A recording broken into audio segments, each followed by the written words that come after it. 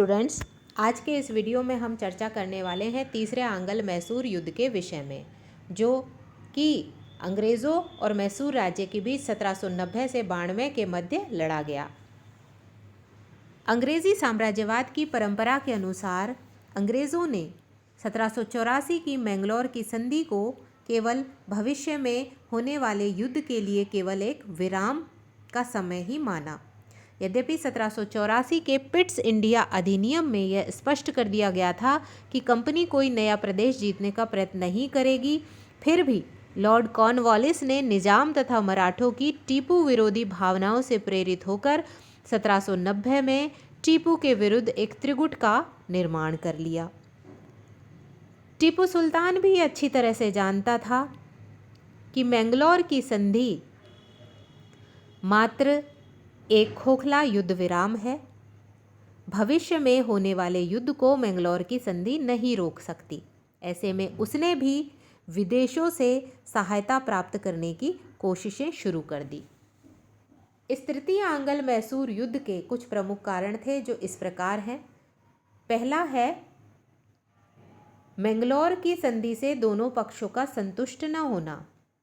1784 की मैंगलोर की संधि से दोनों ही पक्ष संतुष्ट नहीं थे। टीपू सुल्तान व कंपनी दोनों दक्षिण भारत में अपनी राजनीतिक सर्वोच्चता स्थापित करने को इच्छुक थे।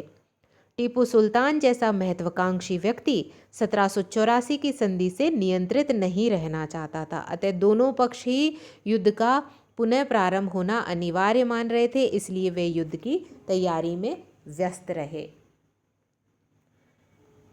युद्ध का दूसरा और महत्वपूर्ण कारण है टीपू सुल्तान द्वारा विदेशों से राजनयिक संबंध स्थापित करना। टीपू सुल्तान विलक्षण राजनीतिक प्रतिभा का व्यक्ति था। उस समय फ्रांस की राज्य क्रांति के कारण यूरोप की अंतर्राष्ट्रीय स्थिति बहुत बिगड़ गई थी। इंग्लैंड और फ्रांस के मध्य यूरोप में युद्ध छिड़ने की पूरी संभावना हो चुकी थी। तत्कालीन अंतर्राष्ट्रीय स्थिति का लाभ उठाते हुए टीपू सुल्तान ने अपने राजदूत फ्रांस और टर्की भेजे।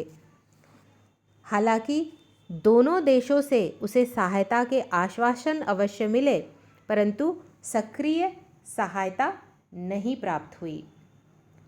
उसने 1784 और 1785 में कुस्तुनतुनिया को एक राजदूत भेजा। साथ ही 1787 में उसने एक प्रतिनिधिमंडल फ्रांस भी भेजा। युद्ध का तीसरा कारण निजाम से गंटूर प्रदेश वापस ले लेना। वॉरेन हेस्टिंग्स ने निजाम को टीपू के त्रिगुट से अलग करने तथा मराठा सहयोग से निजाम को वंचित करने हेतु उसे गंटूर का प्रदेश दे दिया था। गंटूर प्रदेश की इस समय स्थिति बड़ी महत्वपूर्ण हो गई थी। उत्तरी सरकार के प्रदेशों को मद्रास से मिलाने हेतु कॉर्नवालिस इसे वापस लेना चाहता था, जबकि निजाम इसे छोड़ना नहीं चाहता था, क्योंकि इसके माध्यम से उसका राज्य समुद्र से संपर्क बनाए हुए था। 1788 में निजाम गंटूर देने को तो तैयार हो गया, परंतु इसके बदले में उसने अंग्रेज़ों से मांग की कि उसे वे प्रदेश दिलाए जाएं जिनको हैदर अली ने उससे छीन लिया था। वह 1768 की मछलीपट्टनम की संधि के अंतर्गत उन प्रदेशों की प्राप्ति के लिए अंग्रेजी सैनिक सहायता भी मांग रहा था। इस शर्त को स्वीकार करने का अर्थ टीपू सुल्तान के विरुद्ध युद्ध छेड़ना था। युद्ध का चौथा कारण कॉर्नवालिस द्वारा निजाम को लिखा पत्र है।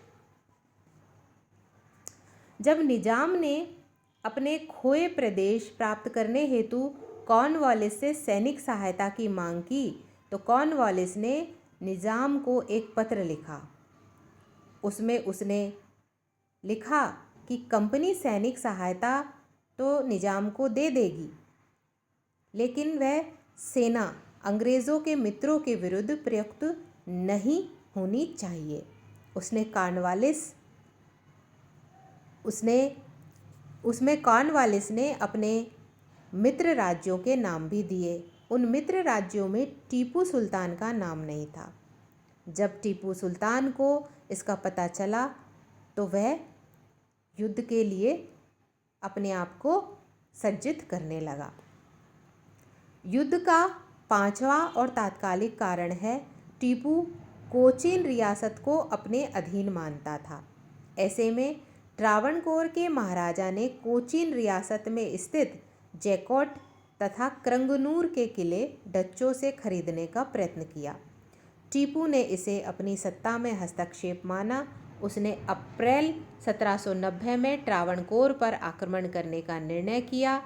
अंग्रेज़ जो पहले से ही युद्ध के लिए तैयार बैठे थे, उन्होंने त्रावणकोर के महाराजा का साथ दिया और टीपू के विरुद्ध युद्ध छेड़ दिया।